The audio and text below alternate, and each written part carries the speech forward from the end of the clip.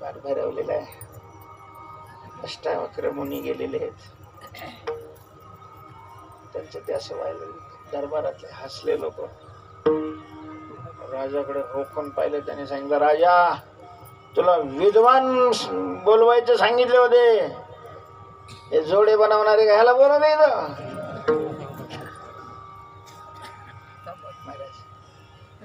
कारण हे कशाला हसले? चमडीला. म्हणजे याचं लक्ष चमडीवर आहे. तो चर्मकार झाला ना. त्याला तुला विद्वानाला बोलवायचं सांगितलेलं होतं. चूक झाली महाराज. मग त्याने सांगितलं, महाराज माझ्या प्रश्नाचं उत्तर हवंय. हे खरंय की ते खरंय? हे खरंय की ते खरंय? महाराज मुनींनी सांगितलं, राजा तुला हे खरं वाटत असेल तर ते खरंय, आणि तुला ते खोटं वाटत असेल तर हेही खोट आहे.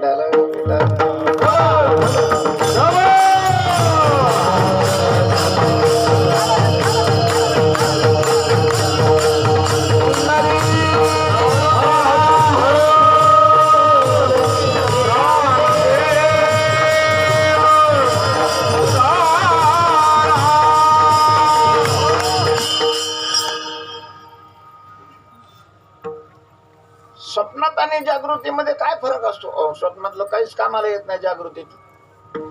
जागृतीतलं काय कामाला येतं स्वप्नामध्ये आणि सुषुप्तीमध्ये? काही काही नेहमी ताण लागते म्हणून पाणी बरोबरच झोपता नाही. त्याने उशाला माठ भरून ठेवलेला आणि लागली ताण कुठं? स्वप्नात. उशाचा भरलेल्या माठाचा काही उपयोग होत नाही. त्याला स्वप्नातलंच अशा प्रकारचं पाणी लागतं.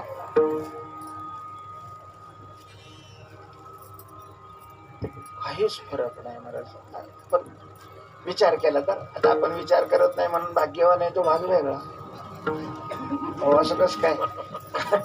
कालचं स्वप्न दुसऱ्या दिवशी नाही पडत, पण कालची जागृती दुसऱ्या दिवशी राहते ना. हाही पडत मूर्खाचाच मान्यता आहे. कसं आहे, ए चल ना आपण काल ज्या पाण्यात स्नान केलं त्याच पाण्यात स्नान करू. वाहतं पाणी. आणि काल तिने इथल्या पाण्यात स्नान केलं. आता ज्या पाण्यात काल स्नान केलं ते पाणी आहे का? ते कुठे गेलं महाराज? कुठे गेले नाही ते. पण अतिवेग हा स्थिरतेच्या भ्रमाला कारणीभूत होतो. तस सृष्टीवादाप्रमाणे ज्या वेळेला वस्तूच ज्ञान होतं त्याच वेळेला ती वस्तू उत्पन्न होते. वस्तूला अज्ञात सत्ताच अशा प्रकारचे नसते.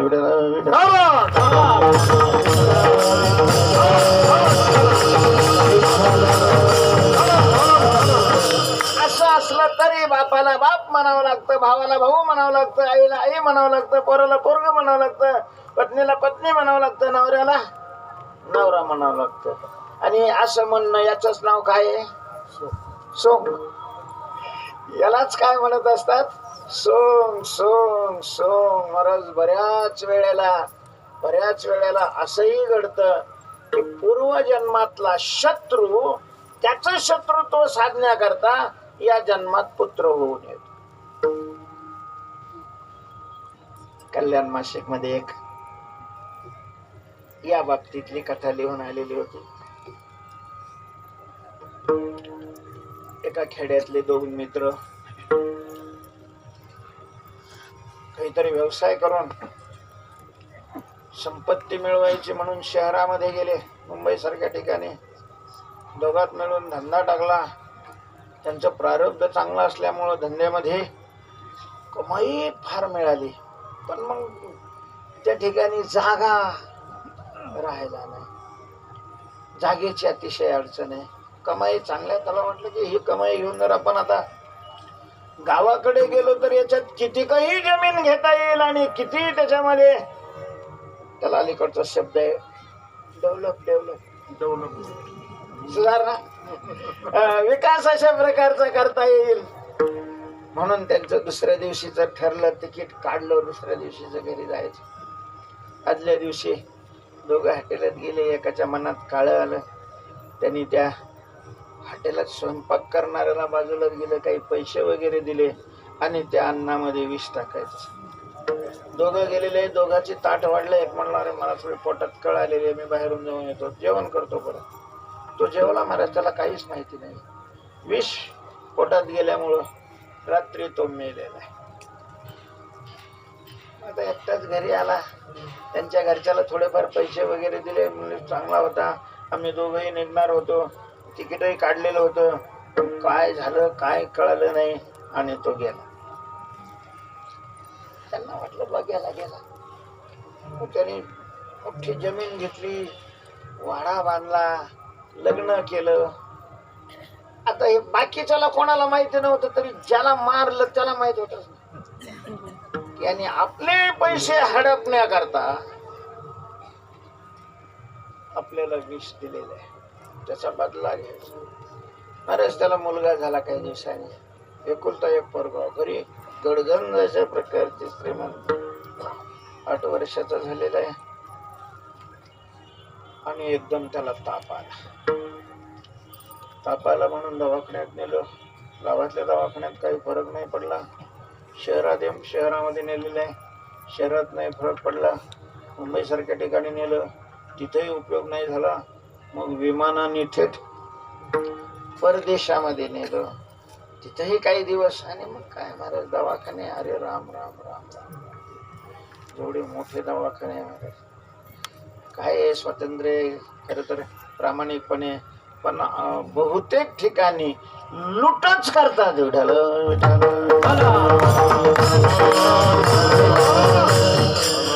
त्यांना तरी काय नाव ठेवायचं.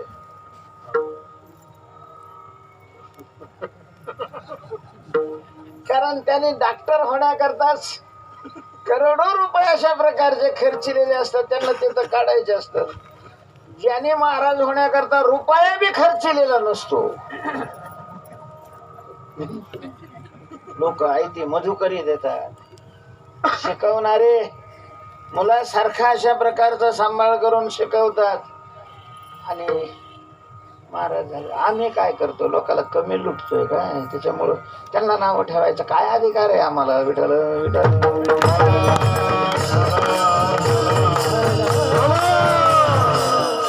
पाण्यासारखा पैसा खर्च झाला. जेवढं त्याने कमावलेलं होतं सगळं गेलं. उलट कर्ज काढावं लागलं. टक्क्याने पैसे काढले, फरक काही पडला नाही. शेवट त्यांनी सांगितलं याला घेऊन जा. प्रामाणिक होते म्हणून सांगितलं घेऊन जा. औषधम जानवी तोयम वैद्यो नारायण हरी. घरी घेऊन आला महाराज. असं त्याला मांडीवर घेतलेलं, त्याचं तोंड पार जाण्याच्या वेळी आणि एकदम त्याचा चेहरा असा भेसूर झाला, त्याच्या मित्रासारखा झाला. त्याने सांगितलं मित्रा, मला फसवून तू माझी संपत्ती हडपण्याकरता मला विष घातलं. माझं तर मी घेतलेलंच आहे, तुझंही घेऊन चाललोय आणि प्राण सोडला. त्याच्यामुळं आज जी आपली ही असते, मागच्या जन्मात ते तसंच असतं. बापच बाप असतो, पोरगाच असतो, बायको असं असं असं असं काय. आता ते आमच्या माऊलींना श्रद्धा असते की ह्यो 7 जन्मी मिळावा म्हणून ते वडाला प्रदक्षिणा मारतात. तो भाग वेगळा.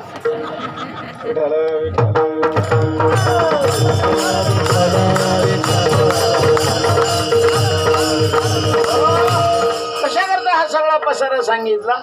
प्रपंच हा मुळातच काय आहे, सोंग स्वरूप आहे. त्यामुळं प्रपंचात सोंग करावी लागतात, केली जातात, करतच असतात. आणि मग तेच सवय लागलेली आणि लय बेकार माणूस सवय.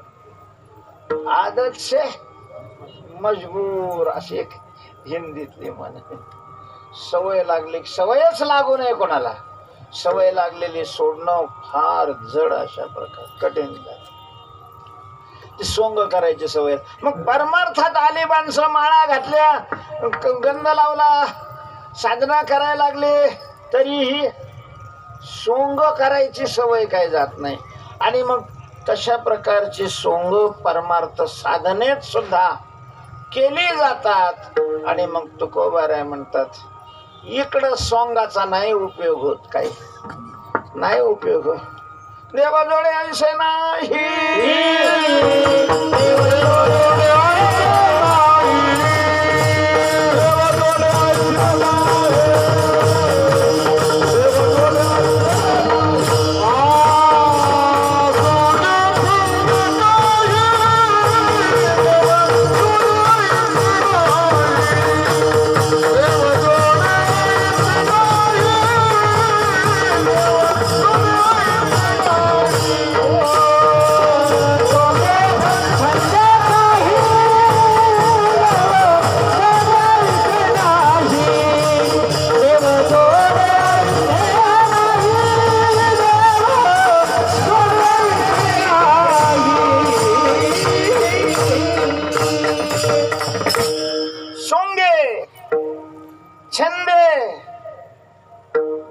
जोडे ऐसे नाही. सोंगाने छंदाने देव नाही मिळत महाराज. देवाच्या समोर माणसाने डॉक्टरच्या समोर प्रामाणिक सांगावं, वकिलाच्या समोर प्रामाणिक अशा प्रकारचं, तसंच देवाच्या समोर कारण आपण कितीही नाटक करायचा प्रयत्न केला तरी आपल्या बापाचं बारसं तो जेवलेला असतो. विठ्ठल विठ्ठल.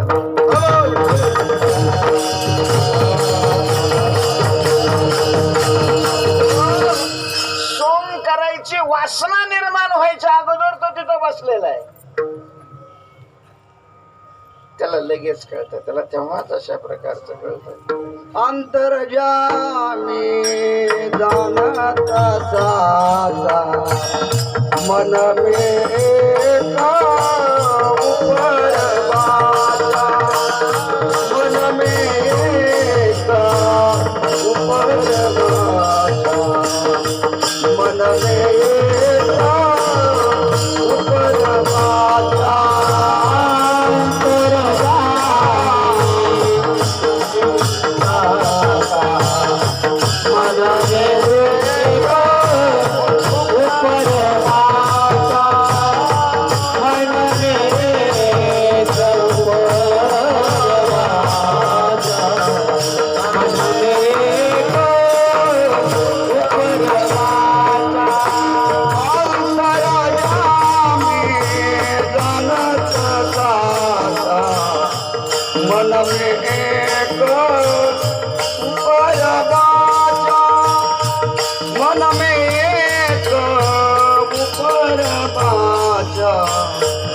मन में एक ऊपर बाचा, अंतर्यामी जान साचा, मन में एक ऊपर बाचा, मन में एक ऊपर बाचा, मन में एक ऊपर बाचा. एक मन में ऊपर वाचा एक, यह अंतर्यामी साचा जाणत.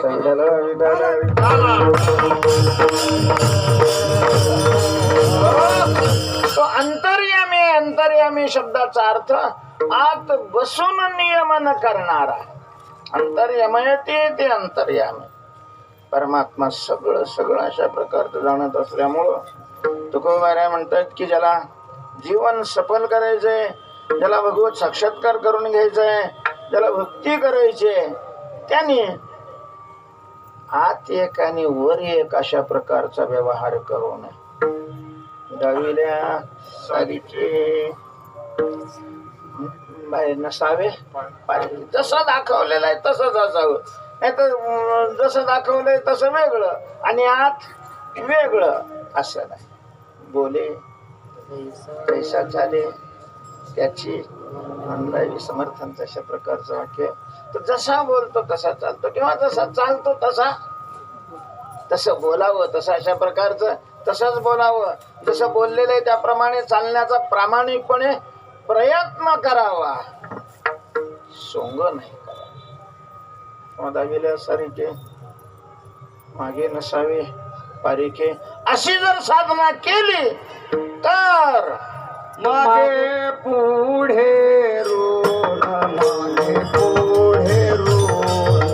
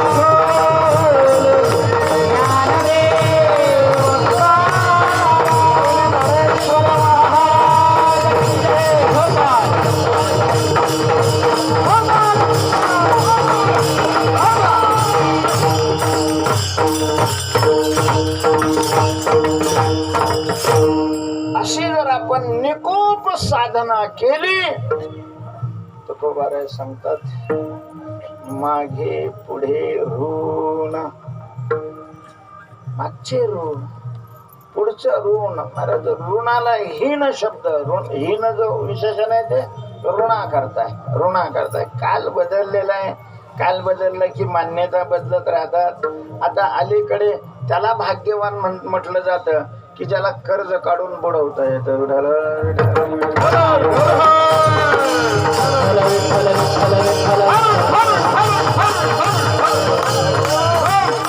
पण शास्त्र असं सांगतं की ऋण वैर हत्या हे तो न सुटे ऋण ऋण ऋण घेऊ नये आणि घेतलं तर ते चुक्त करावं नाही चुक्त केलं तर व्याजासह पुढच्या जन्मामध्ये ते फेडावं लागतं अनेक कथा आहे अनेक उदाहरण आहे त्याची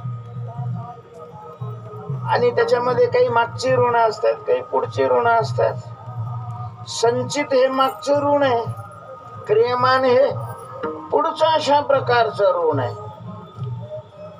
हे सगळं हीन असणार ऋण नाही का जन्माला आलेल्या मनुष्यावर 4 प्रकारची ऋण असतात देवाचं ऋण असतं भूताचं ऋण असतं पितरांचं ऋण असतं माणसाचं अशा प्रकारचं ऋण असतं त्याच्याकरता पंचमहायज्ञशास्त्रामध्ये सांगितले हे सगळी ऋण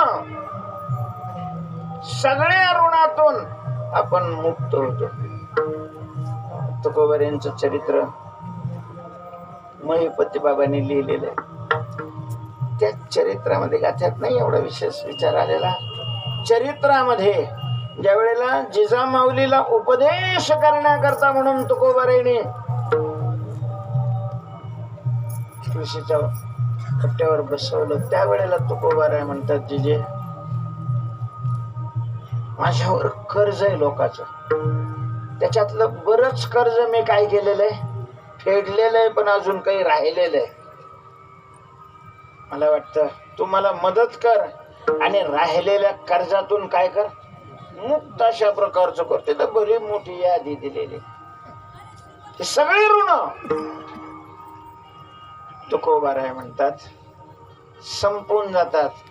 संपून जातात जेणे खंडे एके खेपे जाय तेथे लोभे ओपे. ज्ञानेश्वर